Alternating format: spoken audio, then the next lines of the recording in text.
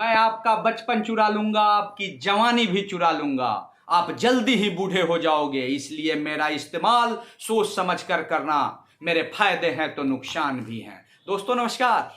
आप सोच रहे होंगे कि आज आपका दोस्त ये कैसी बातें कर रहा है, बहकी बहकी हुई बातें।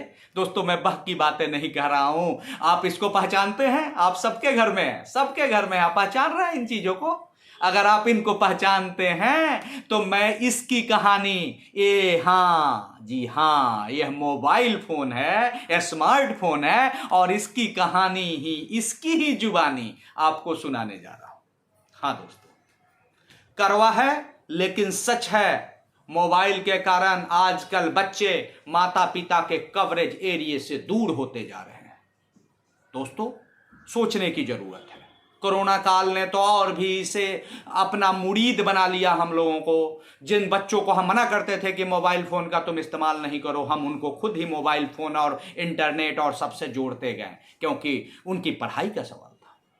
हम खुद भी वर्क फ्रॉम होम में सारा कुछ ई लर्निंग पोर्टल पे, जो हमारी मीटिंग थी वो सेमिनार की जगह वेबिनार हो गई। हमारा पूरा ऑफिस वर्क इसी पर चलना शुरू हो गया दोस्तों। और हम इन विगत 2 वर्षों में जो जिसे कोरोना काल कहा जा रहा है, उसमें हम इसके और भी आदी हो चुके हैं दोस्तों। लेकिन मोबाइल कहता है कि मेरा उपयोग सावधानी से करो दोस्तों। मैं आप लोगों के लिए जितना लाभदायक हूं उतना ही नुकसानदेह भी हूं दोस्तों। मैं आपको अपने उन लोगों से दूर कर दूंगा जो मेरा इस्तेमाल करना नहीं जानते हैं। हाँ दोस्तों, आज हो रखा है। अरे स्मार्टफोन नहीं रखे हो, मोबाइल डायरी में कहां रखूंगा, लैंडलाइन से कैसे बात करूंगा, ये बातें आनी शुरू हो गई है।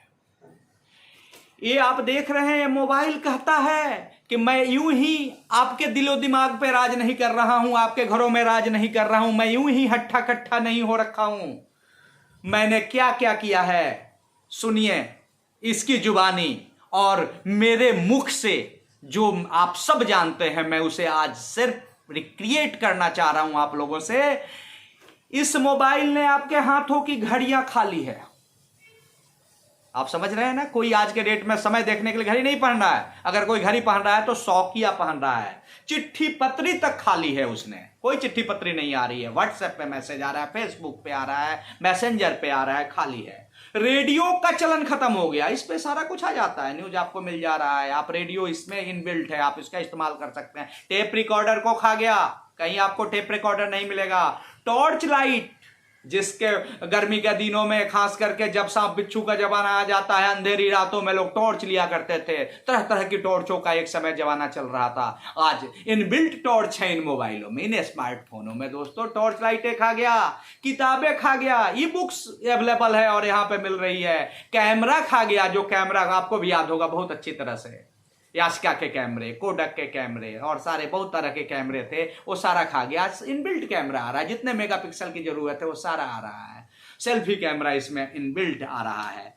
पड़ोस की दोस्ती खा गया। शाम के समय जब हम ऑफिस से आते थे तो पहले हम अपने पापा और दादाजी को देखा करते थे, वो बाहर निकलते थे रिफ्रेशमेंट लेने के बाद, नाश्ता करने के बाद, चाय पीने के बाद, और लोगों से बातचीत किया करते थे। हम क्या कर रहे हैं, हम आ रहे हैं, हम अपने बीवी बच्चों से भी बात करना अच्छा नहीं समझ रहे हैं। घर में माँ बाप है, उनसे भी बात नहीं कर रहे, हम अपने मोबाइल में व्यस्त हो जा रहे हैं, क्योंकि ऑफिस में हमें टाइम नहीं मिला होता है। फेसबुक पे किसने क्या अपलोड किया है, व्हाट्सएप पे कौन से मैसेज आए, हम उसमें खो जा रहे हैं। पड़ोस की दोस्ती की बात छोड़ दीजिए, परिवार का अपनत्व तो प्यार खत्म हो रहा है। ये खा गया है, पैसे खा रहा है, रिश्ते खा रहा है, हमारी आपकी तंदुरुस्ती को खा रहा है, मेल मिलाप खा गया, अब बहुत सारी चीजें खा गया। दोस्तों सोचने वाली एक बात और मैं आपको उपस्थित कराना चाह रहा हूं। 5000 से ज्यादा फेसबुक दोस्तों वाला बंदा, जिसके हर अच्छे बुरे चीजों पर लोगों के कमेंट आ रहे हैं, लोगों के लाइक्स आ रहे हैं। लेकिन आप सोचिएगा, आप हमारे साथ भी ऐसा हो सकता है दोस्तों, क्योंकि हम अपने आसपास के लोगों से नहीं मिल रहे हैं। जब वो बंदा हॉस्पिटल पहुंचता है और आईसीयू में भर्ती होता है, तो आईसीयू के बाहर उसके माँ बाप, उसके चाचा चाची, उसके बच्चे, उसके जो बिल्कुल खास क्लोज रिश्तेदार हैं, साला साली ससुर, ऐसे ही लोग नजर आते हैं दोस्तों। एक भी फेसबुक या फ्रेंड, एक भी व्हाट्सएप का फ्रेंड वहां पे नजर नहीं आता है दोस्तों। जरूरी है हमें इस बात को समझने की कि जो आपसे प्यार करते हैं उनको समय देना जरूरत है। इस स्मार्टफोन के चक्कर में पड़ के ज्यादा स्मार्ट बनने की जरूरत नहीं है। अपनी पारिवारिक पृष्ठभूमि को समझने की जरूरत है, अपने लोगों को समय देने की जरूरत है और अपने शरीर पे, अपने सेहत पे, अपने बौद्धिक विकास पे भी ध्यान देने की जरूरत है। पहले हमें याद है कि जब हम पढ़ा करते थे तो हम क्या करते थे कि जो भी कुछ जोड़ना होता था हम तुरंत पेन और कागज के ऊपर जोड़ते थे। अभी तुरंत निकाला स्मार्टफोन और बस कैलकुलेटर पड़े हुए हैं, उसमें शुरू हो गए। हम अपने पहले भी दिमाग का इस्तेमाल कम करते थे, अब तो हम और भी नहीं कर रहे हैं। दोस्तों आप सोचिए, हम खेलने नहीं जा रहे हैं, हमारे बच्चे किस पे गेम खेल रहे हैं? ग्राउंड में नहीं जा रहे हैं। विवेकानंद जी द्वारा बोला गया, उतने महान व्यक्तित्व के द्वारा बोला गया बात है कि मैं चाहता हूं कि हमारे देश के युवा मैदान में जाके फुटबॉल खेलें और मैं नहीं चाहता कि हमारे युवा किताबी कीड़ा बन के रह जाएं। अगर आपका शरीर स्वस्थ होगा तो स्वस्थ शरीर में स्वस्थ मस्तिष्क का निवास होगा। विवेकानंद जी की कथन है। आपको इसकी लती नहीं बनना है, इसका इस्तेमाल करना है। अगर यह स्मार्टफोन है तो आपको स्मार्टली इसका इस्तेमाल करना है, अपने डेवलपमेंट के लिए इस्तेमाल करना है, लेकिन ना कि अपने दिमाग को, अपने शरीर को कुंद करने के लिए इसका इस्तेमाल करना है दोस्तों। और ये मोबाइल और क्या कहता है, जैसे जैसे आपको मेरी लत लग जाएगी मैं आप पर हावी हो जाऊंगा और जैसे ही मैं आप पे हावी होता जाऊंगा सबसे पहले आपकी आंखों की रोशनी लेकर जाऊंगा। हाँ दोस्तों, रात को हम अपने कमरे की लाइट बंद कर देते हैं, अंधेरे में देखते हैं, जो ब्लू रे निकलती है ना हमारे आंखों के लिए इतनी घातक है कि डॉक्टर भी बोल रहे हैं कि अंधेरे में मोबाइल और टीवी का और कंप्यूटर लैपटॉप का इस्तेमाल ना किया जाए।